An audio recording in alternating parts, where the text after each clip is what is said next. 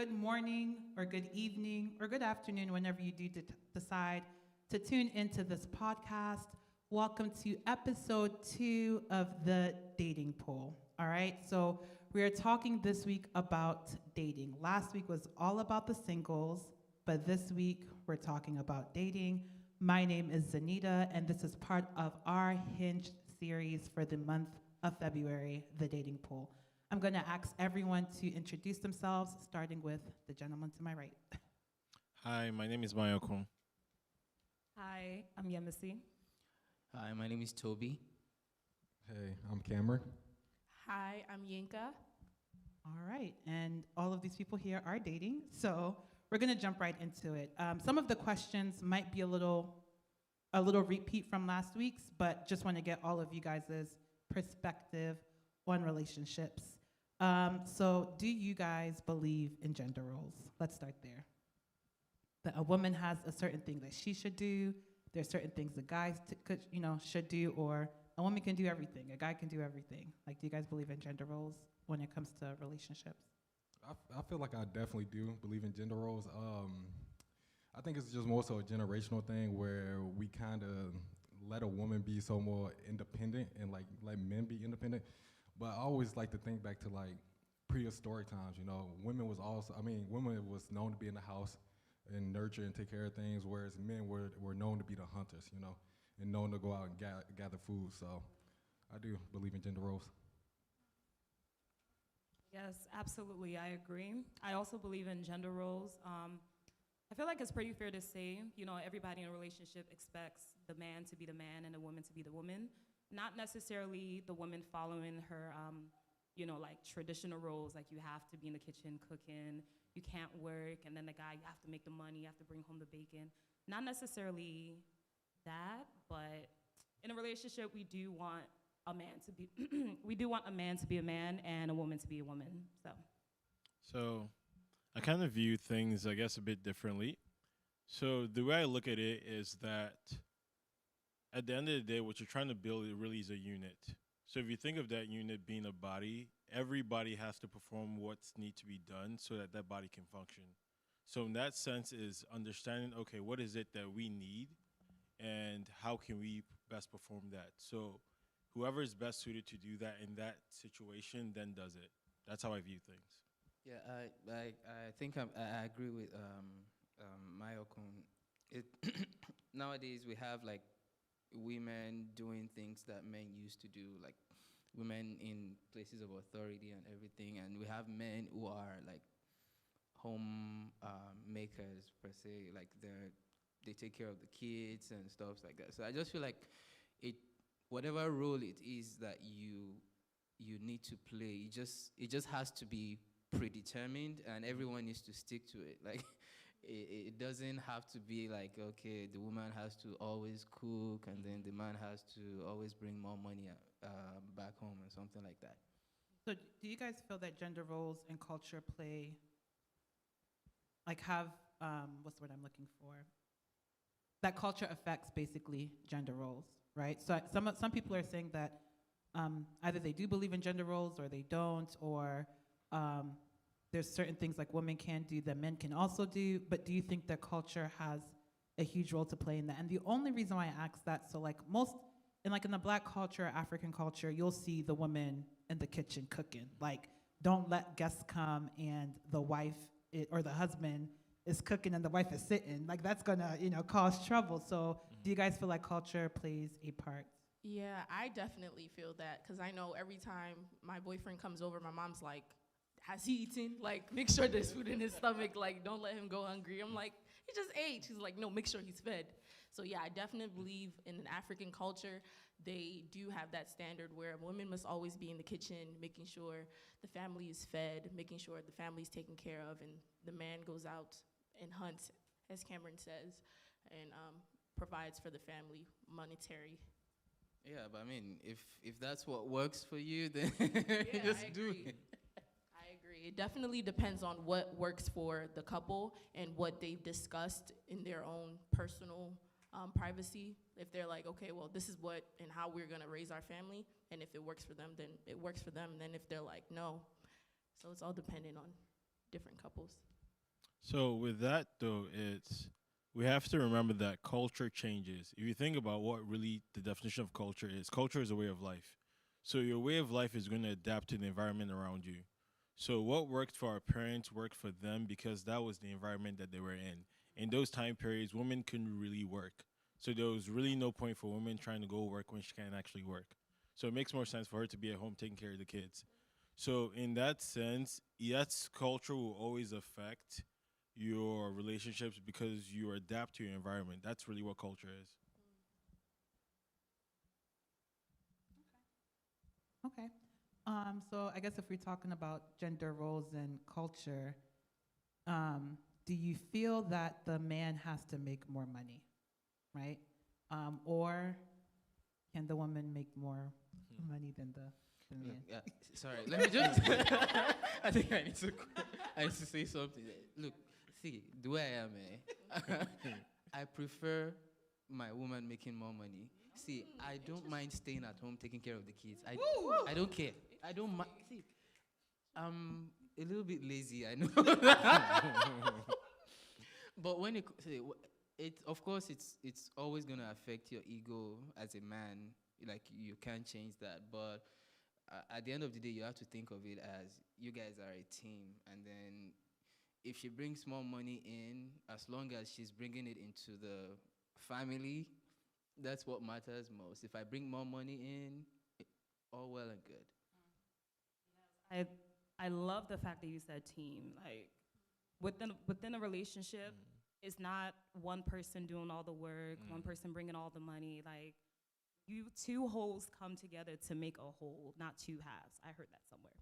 But definitely agree with the team. And for me personally, I don't mind if I make more money than my boyfriend, husband, whatever.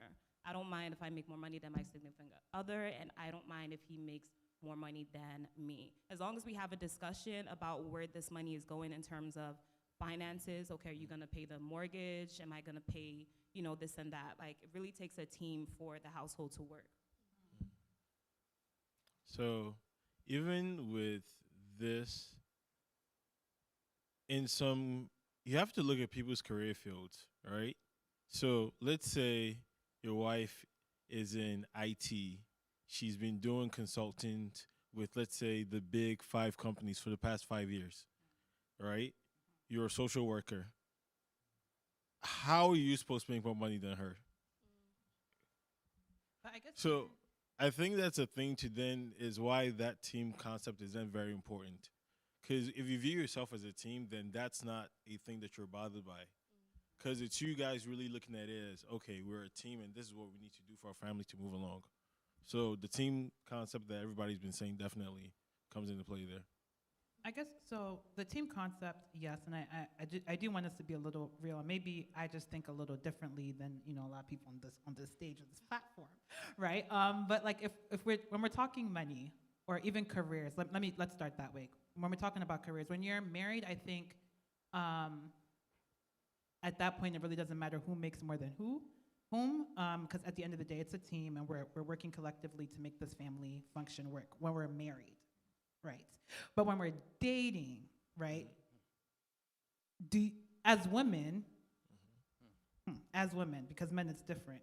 As women, if the guy is making less than you, so like let's say you are in IT, right, and you're making, crazy money, buku money, and then the guy fixes cars. Like, I don't know.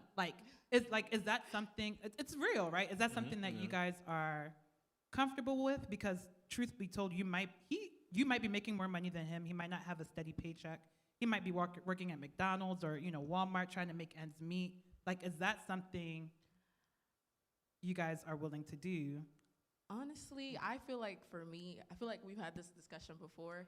When it comes to like money and a woman making more money than a man, I feel like it's dependent on your relationship with Christ. I think that also comes in with it when you want to make that decision to be with that guy as well. Like when you first decided that, oh, this is the person I want to be with, did you speak to God about it? Because I feel like that's kind of what makes you confident in he doesn't have all this money. Or it makes you more like, okay, well, if the money doesn't show, but it's not about the money essentially. Like, it's about your relationship, your bond with that person. Is that person sent to you by God? Is this person the person that God has created you to be with or ordained you to be with? If it's not, then of course little things like money will matter to you. But if it is, money won't even be a thing for you. Okay. Now let's be real. Let's be very real. Money has power. Let's see. If you're making more money, your shoulder is going to be a little bit higher than the other person. And like from what I've seen in this world, like women that make more money than men tend to be a little bit more. I wouldn't say pompous, but they tend to be a little bit more. They have more ego per se. I don't know if I'm saying it right, but I feel like the way, I don't know, I might be politically incorrect, but it's just, I feel like it's just better to, it's probably better for the man to have to make more money. I'm not saying it's compulsory, but it's just better. Number one, for the ego of the man. Number two, for the woman herself. Like, just knowing that you can, especially if it's a man that is responsible, just knowing that you can depend on your man. I mean, you're still making your own money, but he's like financially in charge, like he's taking care of things. It gives you that confidence in the man. I mean, I think. Yeah, but then you want to think back to Z's question when she said, what if that's where he's called to be? Like, if he's a mechanic and you're like a doctor as a female. So, like, what if that's what he's called to be? Like, Then look in that direction is my question. Probably not. That's like, would you? yeah. So, I don't know. Because that's what I'm saying. Like when we're talking about money, right, or careers, let's really talk about careers. Yeah. Because it's not just money. When you're talking about careers, I feel like as women or even men, you'll probably want to look at someone who's within the same, on the same level, sort of say. Not necessarily they have to be working the same type of job, but they've achieved certain things in life that will bring them to your level, as opposed to. And I'm not knocking you, like if you work at McDonald's or Walmart. Everybody got to start somewhere. Like it is what it is. But like, are you comfortable with that if you have already achieved or attained a certain status? And you're still growing. We're all still, growing, learning.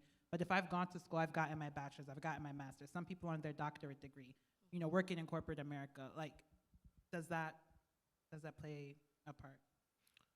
Definitely. Going back to what Yinka said about if that's the guy that God has for you, or vice versa, if that's the woman that God has for you, that shouldn't really be a factor. And since we're keeping it real, money does come and go. So if God has anointed you, for example, to be person that make cars, he's gonna prosper you. You get what I mean? You're gonna make more money eventually, by God's grace. So I don't think that should be a factor.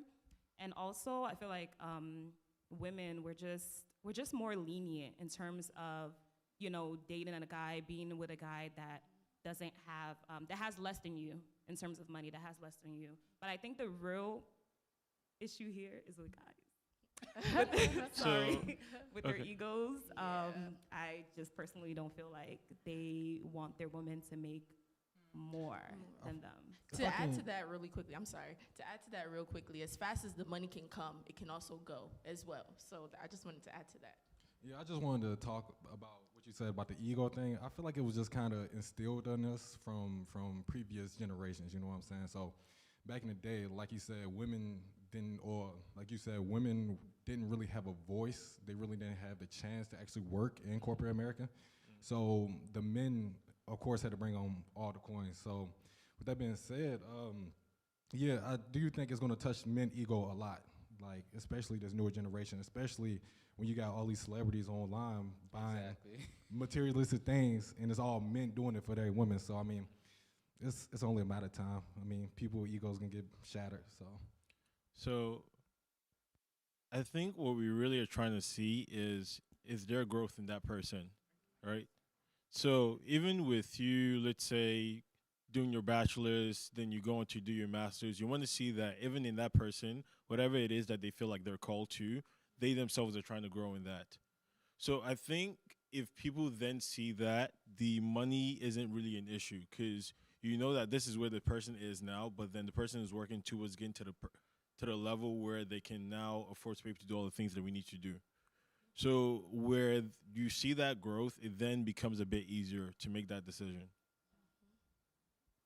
I mean, can I ask him something real quick? I mean, but it's more so, I seen this quote like last week, but it's all potential, good potential. Like, Yeah.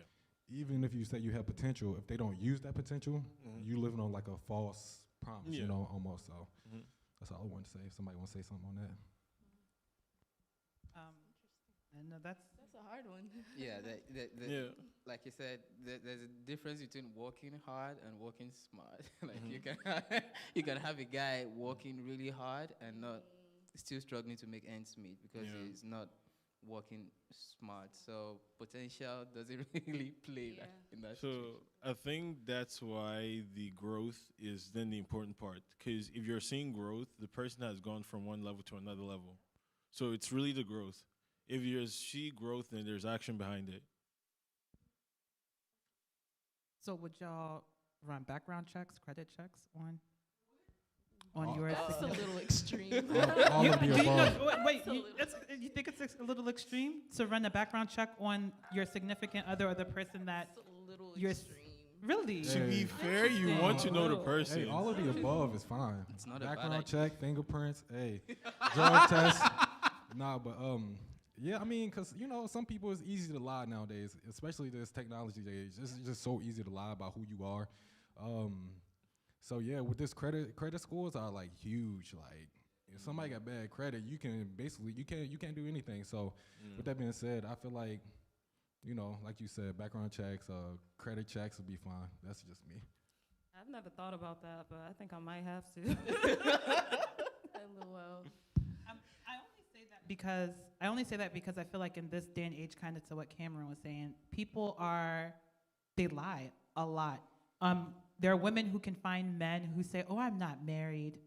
I have this awesome business. I don't have like no warrants out for my arrest. I'm this amazing established man." Or men can find women who says, "Oh, I don't have no kids. I don't I've never been arrested before." And look, Google is a very very lovely place because it reveals a lot of things.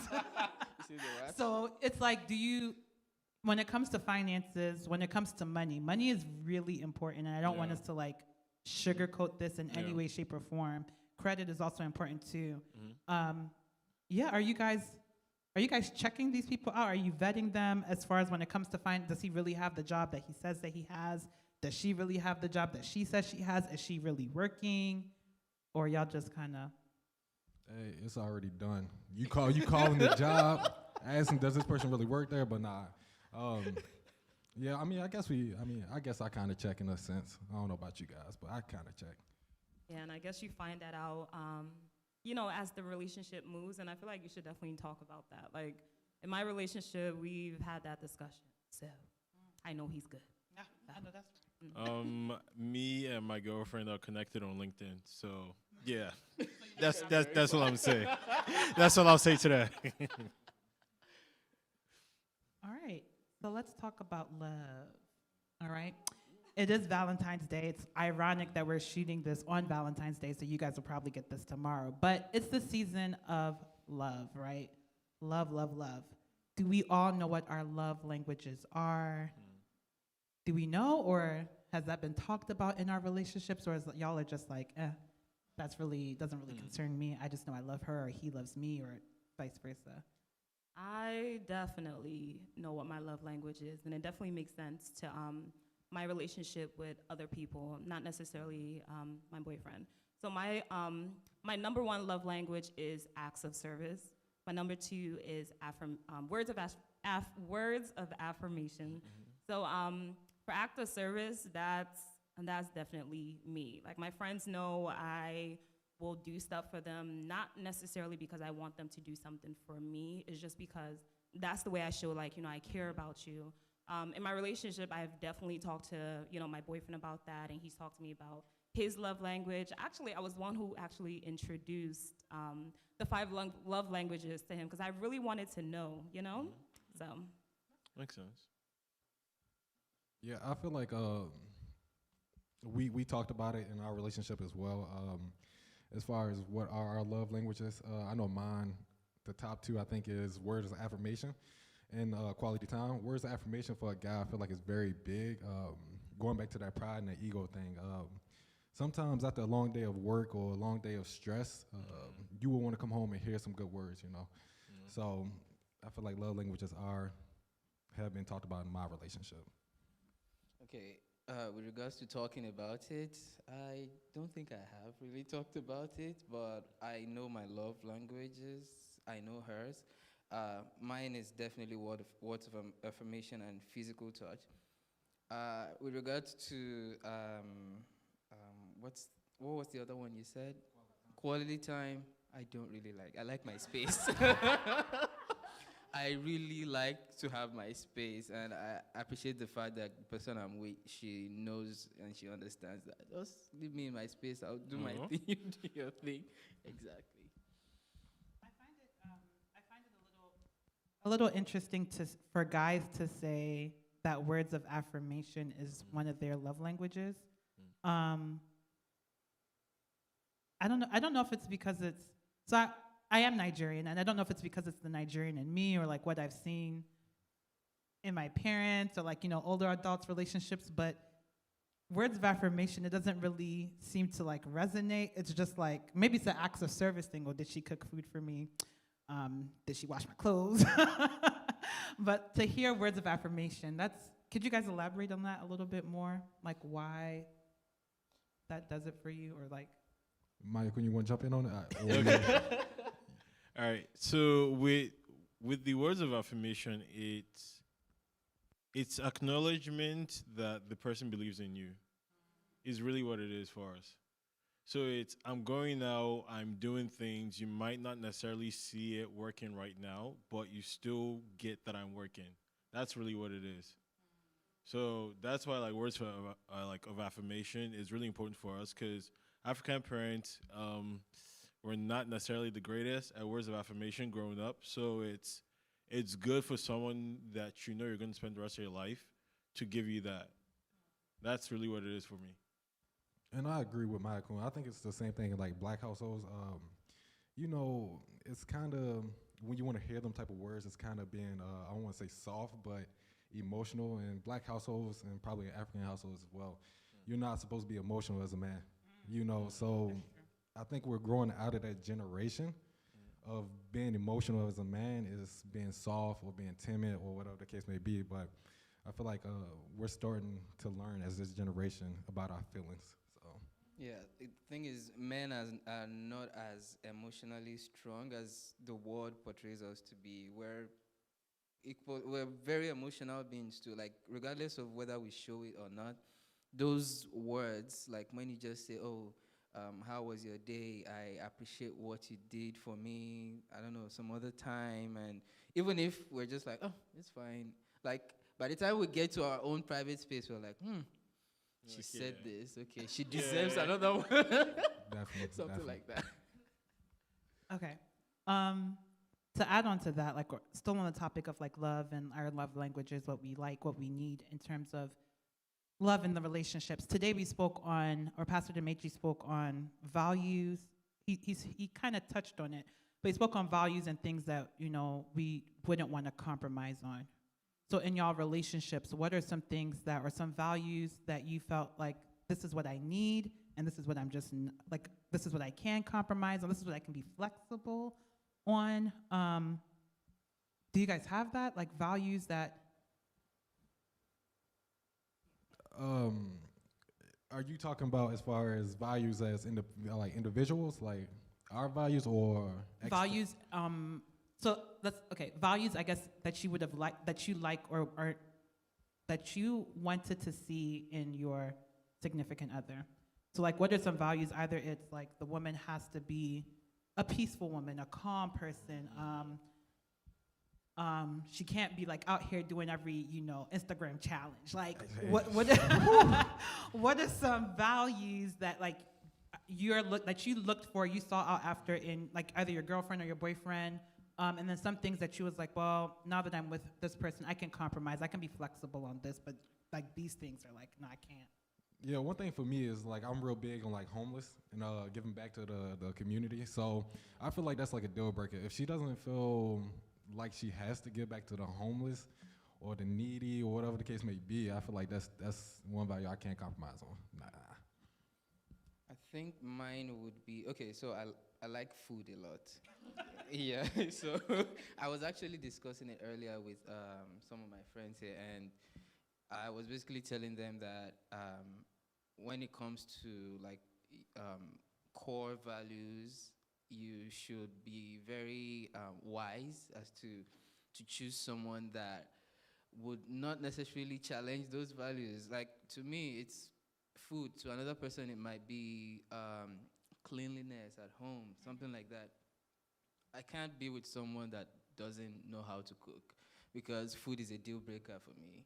Like I can go a whole day grumbling and everything if I don't have food and stuff, something like that. On a more serious note, I wouldn't compromise honesty.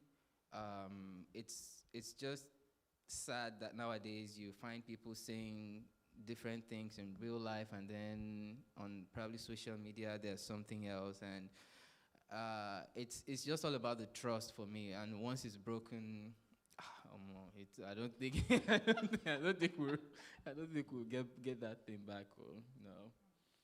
Well, for me, I think mine is compassion. I definitely am a person that has a really big heart, so I have to see that in the other person or the person that I'm dating as well. I like compassionate people, so that's for me. For me, it would definitely be trust. Like, hands down, period. I don't think the relationship can last if I don't trust somebody. And it doesn't necessarily mean, cheating and stuff like that. I mean, that one is a definite deal breaker. I cannot do it. But, just trust that, they will have my back. Not necessarily when I'm doing something wrong. Like earlier today, Pastor Dimeji was, preaching about something along the lines of that.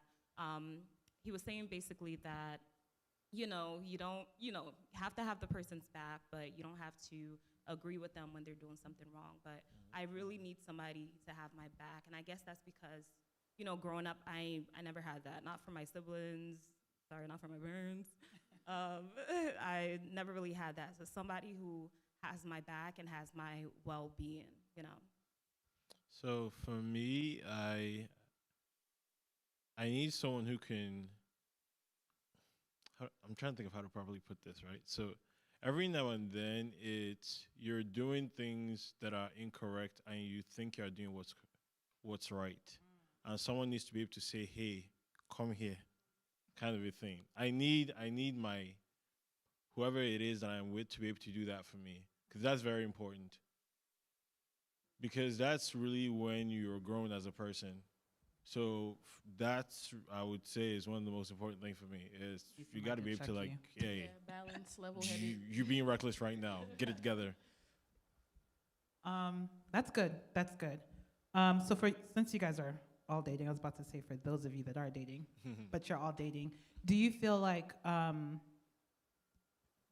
that times have changed, that what we're calling the bare minimum as like, oh, this guy has to be able to show compassion, has to be able to trust. Do you feel like when you find someone who does that they're a rare breed, or that like you kind of exalt them because they're doing the bare minimum, right? I saw this conversation before today, sorry. I saw this conversation earlier, like this past weekend. Basically, what the guy was saying is that we're tending now to glorify the bare minimum. Oh, I want somebody who prays. I want someone who is honest, who is respectful. But it's like people should be these things, right? Do you think that we are lowering that standard, that bar, in this generation?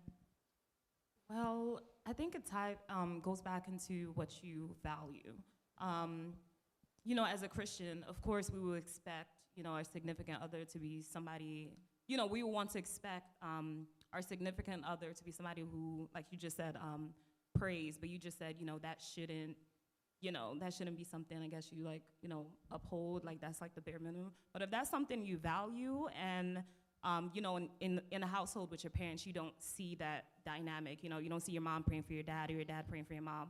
And it's something you're like, okay, you know what, in my relationship, that's what I want to look for. Somebody who prays for me, somebody who prays for himself, of course, prays over my kids, because prayer really moves things, especially in a marriage. So I think it falls back into what you value, and also it might fall back into, what you're lacking in a way. Like if you're, yeah, just gonna leave it like that. I feel it's okay to have values of, like you just mentioned, like what you want to see in somebody. I don't think it's necessarily wrong to saying, oh, I like this about you, or I admire this about you, because it might be something that you don't have that the other person has, and that you're like, okay, yes, this is what I like about you, because I'm not all the way there yet, and it's good that you have that piece. So with the bare minimum, I feel like I'll keep coming back to growth. And that's really what the bare minimum is you came in, we started off here, and nothing has changed. All right? That's what the bare minimum is. You're constant, so you're just putting the same amount of output. You're not changing anything. So if that's what you're seeing in your person, by all means, please shift left. We're not doing that. So I need to see growth. Like for me, growth is very important. So if you're not seeing that in your significant other, I would say, yes, the person's giving you bare minimum. Like run away from it. Or at least talk to them and see if they want to change it. So Well, my input, I think I got a different perspective. I feel like as a generation, we are only taking bare minimum. I feel like the dating pool in this generation is very limited to what like a lot of people like. And going back to what you said, like every Instagram challenge, like I guess for guys, I think for every guy on the stage, you don't want to see your woman doing that, your girlfriend doing that, your future. So I feel like if you were to get a woman, let's just say, if you were to get a woman that you see they go to church frequently, constantly, you would take that bare minimum, or most guys would take that bare minimum. So I think it's just depending on our culture and our generation. Okay, I hear you guys. I hear y'all. I do want to kind of switch gears, get a little personal, a little intimate. Valentine's Day edition. All right. Let's talk about intimacy. Let's go there, okay, guys? Let's go there.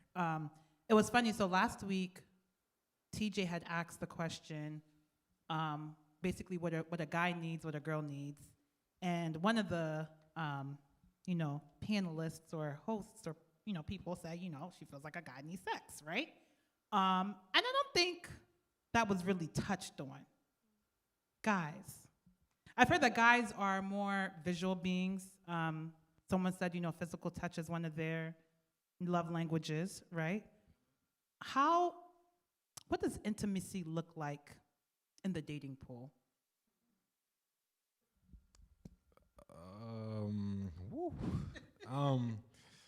I feel like intimacy can come in several forms and shape to a guy. Just like we were saying earlier, words of affirmation, I feel like that's intimacy. Yeah. Physical touch is, of course, intimacy. I feel like there's a lot of things. My fella's gonna help me out here. Feeding off what Cam was saying, right? Intimacy is really how you connect with a person on a deeper level. You have different relationships with people all around you, though, but there's nobody else that shares this kind of relationship that you have. So that's where things like words of affirmation come into play. So I don't think it's just physical touch or one thing. It's, do you meet me where I need you? Yeah, and in addition to that, like, something has to stimulate you. Like, sometimes you find you speak to people that can stimulate you mentally, and personally, it's a big deal for me when I'm dating someone, and then the person we can talk on a very deep level, and I'm like, yeah, we can argue too and everything. And then like, yeah, it's intimate to me. Like, I don't just argue with anybody. Yeah, so like, yeah, it's a big deal for me. Intimacy, yeah, let's connect on that higher level. Like everything else can follow. Okay. So do y'all, and not just to the guys, this is everyone, believe in sex before marriage? And then what are y'all stances on that? I told you we was gonna get personal, so let's take it there, guys. It's a good principle. The end. Y'all not answering questions. I feel like, you know, it's just.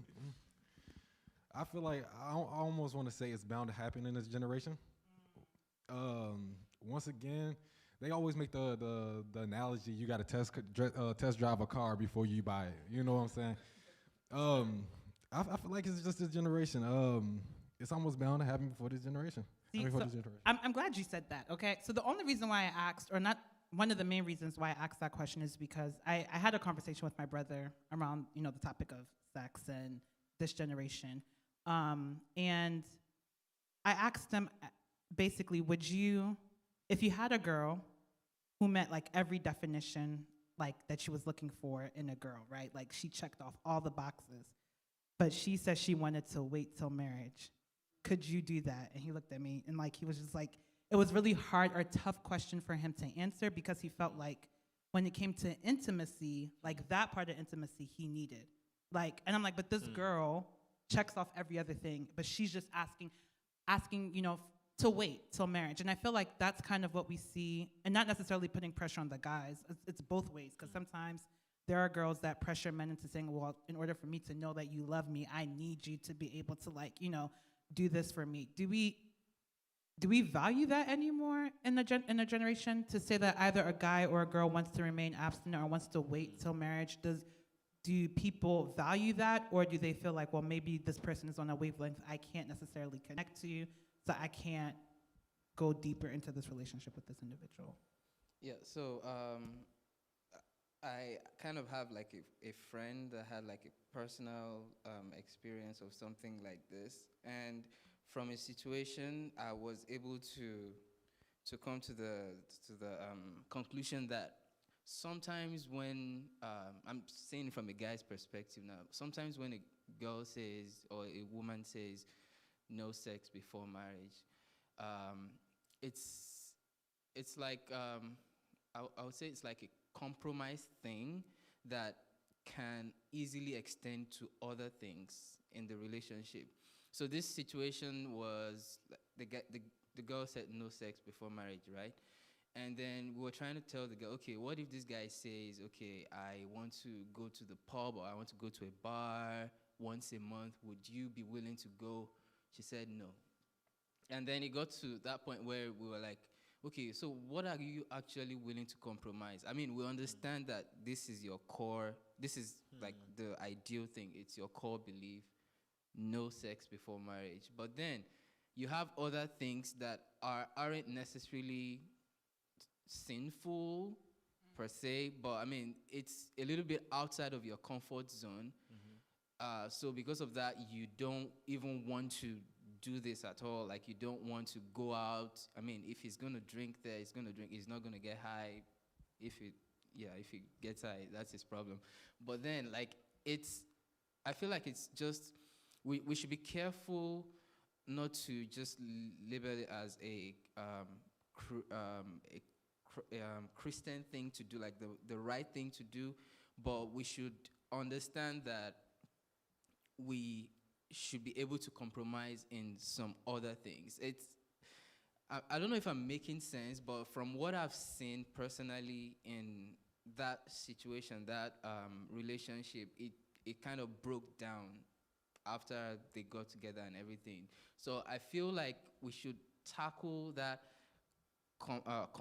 compromising thing. Like, you should be able to compromise certain things. Like, if you have your, like Pastor Dimeji said, like, you have your core beliefs, like, okay, I'm not doing this, I'm not doing that. But then when it comes to some other things, even though you're like, I don't really like this thing. It's not a sin, but I don't like it. It's outside of my comfort zone. You should be willing to kind of compromise for your partner.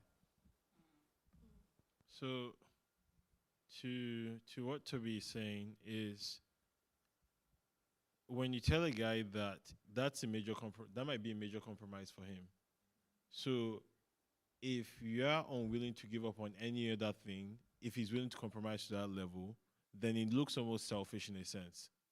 And I think that's what Toby is getting at. So there are things that can be close to you, but understand the level of sacrifice you're asking of your partner. So if the partner says no sex and they're not compromising on that, are you guys basically saying that there should be other things that compensates for no sex? To like, I want this. I really want us to go there, to be real, to be Okay. raw, because we are all, we're all young, we're all dating, we're all like, So if the guy or the girl says, no sex before marriage, basically, I'm trying to make sure I'm understanding what you're saying, is that we should compromise in other areas so that I guess it kind of makes up for the fact that we're not having sex. Is that what you guys are saying, or no? I think he would correct me if I was wrong.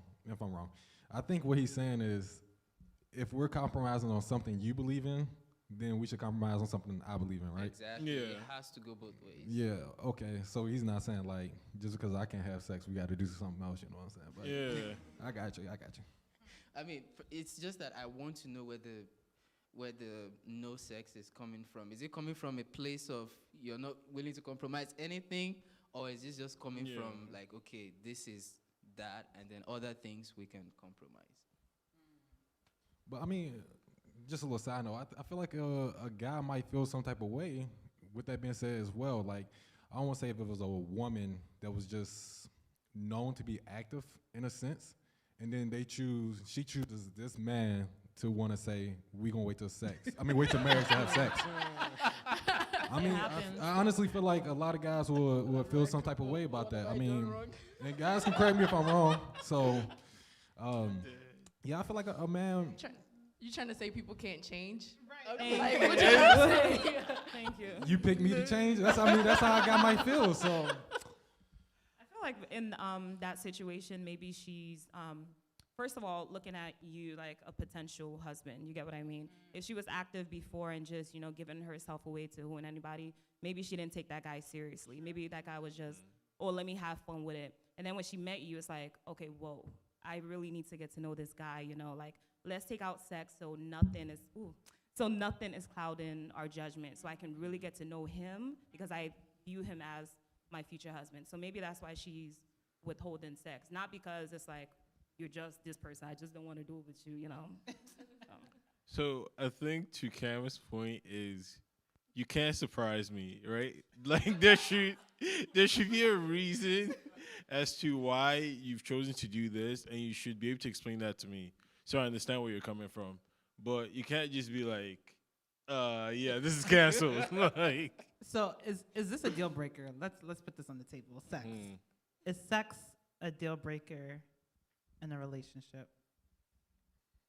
I mean, y'all are all dating right now, but like, Wait. we talking before marriage? Or Right. Yeah. Before marriage? Before marriage. before marriage, yeah. Whoa. Yeah. Yeah. I feel, Marriage, I mean, I would hope Right. y'all, you know what I'm saying? Yeah. But before marriage, is sex a deal breaker? I mean, are we?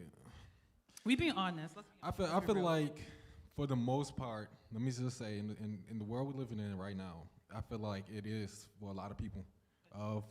It is a deal breaker. And I will pass it off with this. What if you wait till marriage, and a lot of men thrive off sex? We are kind of like hypersexualized, but what if you wait till marriage to be with a woman all your life, and I want to say that the sex is trash?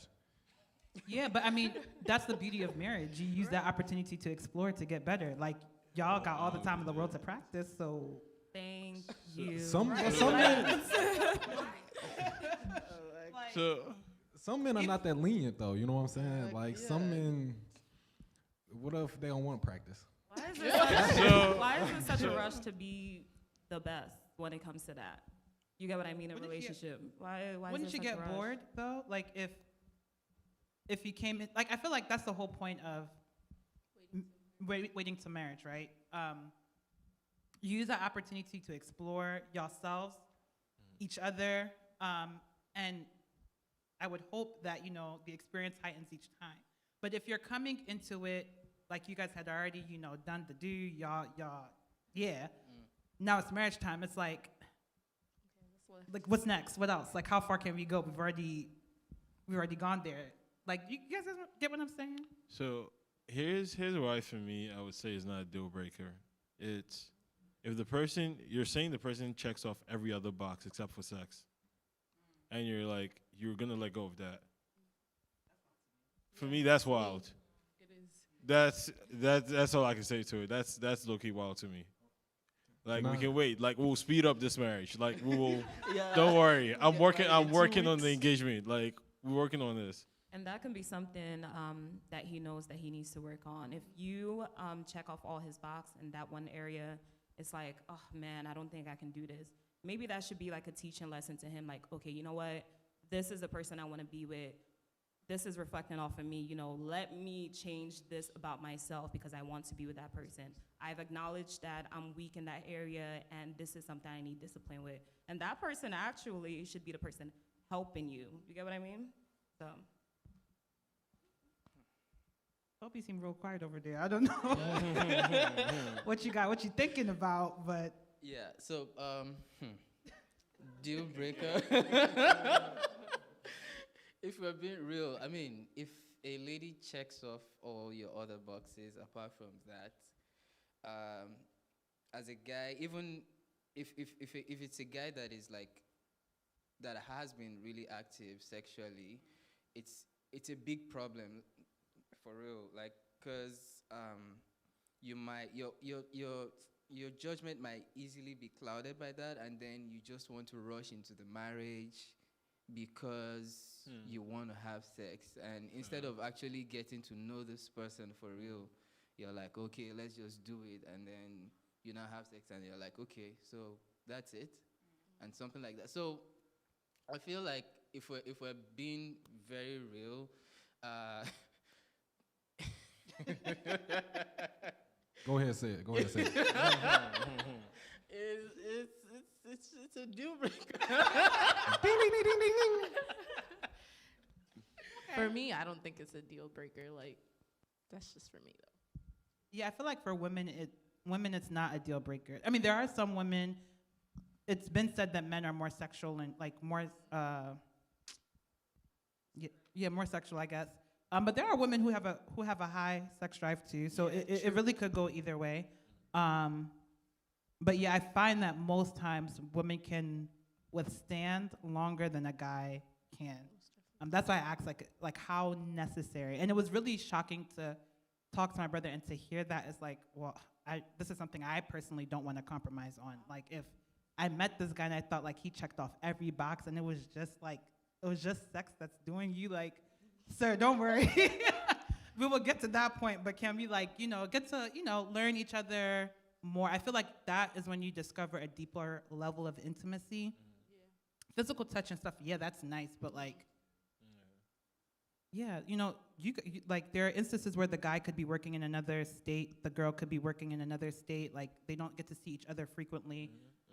I don't want sex to be the thing that causes a man to leave and say, well, look, I'm not getting it right now, I need to get it from somewhere else. I think that's kind of what I'm driving down to. 2 questions, we'll round this up. I know we're kind of over time, but as we're talking about the level, like on intimacy, do you guys believe in, like some people will say shacking up, right? Or like living with your significant other? Like what are y'all views on that I feel like before marriage? I feel like I hate to keep talking about this generation, but on this generation thing, prices of apartments then went up. You hear me? Them things ain't cheap. So you talking about, and I'll use my cousin for example. He was up and living in New York, and he told his fiance parents, unless you want to help pay for this apartment in New York or get our own apartment, it's not another choice. So I feel like shacking up, of course, in a perfect world, you wouldn't do it. But I mean, times changed. I hate to say it like that, but times changed. So For Apartment me, price. I don't. Oh. For me, I don't believe in shacking up. I already know what I struggle with, and it's just not gonna be a good situation. Agreed. I feel like maybe it's a guy versus girl thing, to be quite honest, or and a generational thing at that. But if I'm like living with you as a girl, I'd be cooking, cleaning. I'm not about to give you all those privileges as I'm Tell dating 'em. you, and we're not married yet. Like, what's the incentive to marry me Right. if I've So already we're done gonna get married, and you're gonna be taking your time to want to get married to me because I'm we're already doing living. it. I'm already doing everything Right. for you. So, Right. what's the incentive to marry somebody if you're already living with them? So Agreed. I think part of it too is being able to give each other your independence as well. So if I think that really is like the problem with shacking, because if you don't give each other your space, then you yourself don't have time to learn about yourself. So that's part of what it is too, is that you're almost like smothering the person after a while. So a bit of space, yeah, is definitely recommended.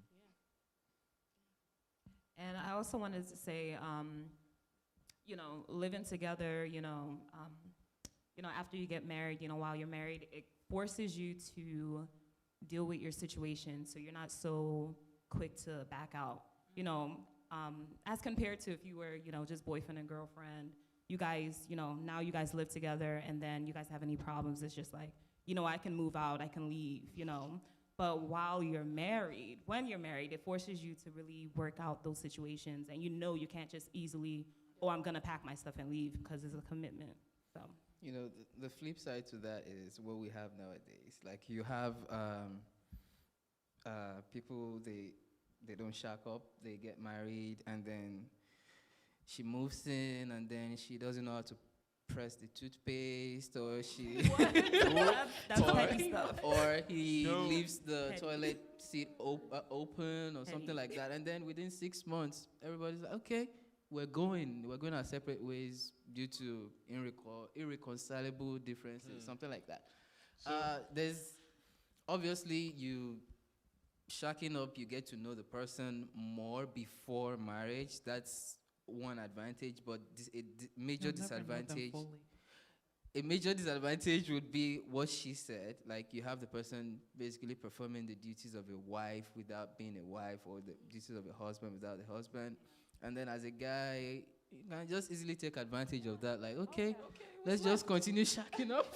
okay, so Like, wait, no. can we define shacking up? Is it you're spending a few nights on occasion at your significant other's place, No. or you've Full moved on. You're here? living there. You're Okay, you're see- living there. Paying, No, You're paying that's. bills. we live here. Are you, Your mail are you, gets are sent you to his sharing all the house. bills? Please, okay. Mail. Okay, You're that's, living there. No, that's Yeah. different. That's Yeah, looking that's a little- different. yeah, I'm not gonna speak It's on the little intense. spend the night Yeah. portion because I Yeah. don't know about that. I'm but- sorry. I know but- for a female, Unless it's a it's little a- bit tougher. Unless it's a thing that the both of you have agreed to like earlier, then yeah, I think that can cause issues. Well, yeah, like you said, though, there are situations where you can't really avoid it, like when financial reasons and some other reasons. So it shouldn't be, but Yeah, I mean, I know multiple people that have done it and it worked out for them, but like MEC also said, you know what works for you, what's not going to work Yeah. for you. So make your decisions based off of yourself and what you value. Okay, we are over time, but I got one last question for y'all. Okay, you guys are dating. What is one piece of advice that you wish you would have known going into dating, and then one thing that you would tell for people who are yet to be dating?